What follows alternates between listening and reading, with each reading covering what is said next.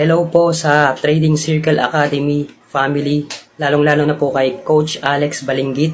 Shoutout po sa inyong lahat.